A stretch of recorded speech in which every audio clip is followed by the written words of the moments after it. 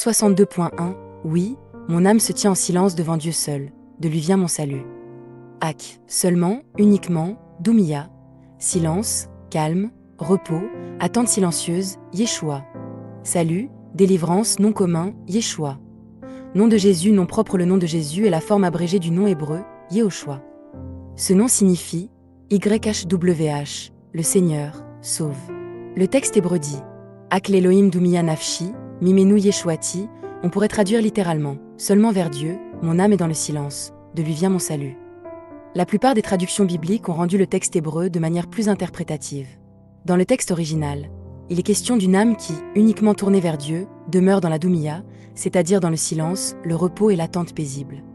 C'est pourquoi la Bible coréenne a proposé une très belle traduction en condensant ce sens. Mon âme espère silencieusement en Dieu seul. Dans la plupart des langues occidentales, on trouve également des traductions qui expriment l'idée d'attendre en silence, de faire confiance, de demeurer dans la paix. Ainsi, le psaume 62.1 décrit une attitude spirituelle particulièrement belle. Notre âme tout entière trouve dès maintenant sa paix en Dieu, tout en attendant silencieusement dans la foi la vie éternelle que nous recevrons dans la gloire, au jour de la résurrection. Ce psaume, traditionnellement attribué à David, semble avoir été composé à une période où David était confronté aux attaques de ses ennemis, V3. Il semble également qu'au sein même de son entourage se trouvaient des traîtres qui, de leur bouche, prononçaient des paroles de bénédiction, tandis qu'au fond de leur cœur ils portaient la malédiction, V4. Mais face à cette situation, le psalmiste ne commence pas par maudire ses ennemis. Il se parle à lui-même, comme s'il se donnait cet ordre. Mon âme attend en silence Dieu seul. Ici, le texte utilise la forme impérative du verbe damam, qui signifie demeurer silencieux, se tenir tranquille. Au verset 5, contrairement au verset 1, David ne dit plus que le salut vient de Dieu, mais que son espérance vient de Dieu. Le mot hébreu employé est tikva. Or, à l'origine, tikva signifie également une corde, un cordon, une corde solide. On peut alors presque imaginer une corde de salut descendue du ciel, à laquelle l'homme peut s'accrocher. Si David est capable de demeurer ainsi dans le silence malgré la menace qui se trouve devant lui, ce n'est pas simplement parce qu'il cherche à échapper au danger. C'est parce qu'il possède une conviction profonde.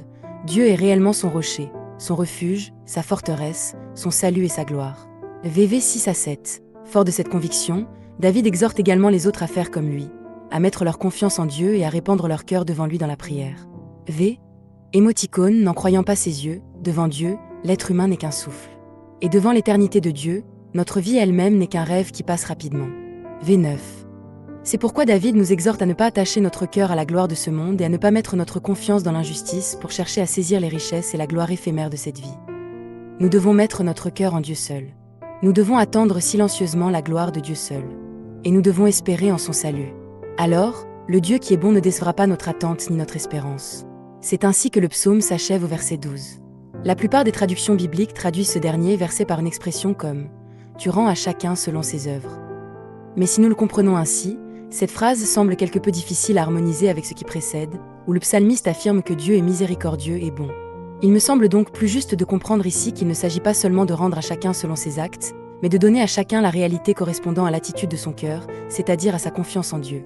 Le mot « ezed », souvent traduit par « bonté », fidélité ou amour fidèle, est surtout associé à la miséricorde.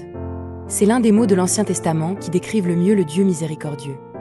Rendre à chacun selon ses œuvres relève davantage de la justice de Dieu.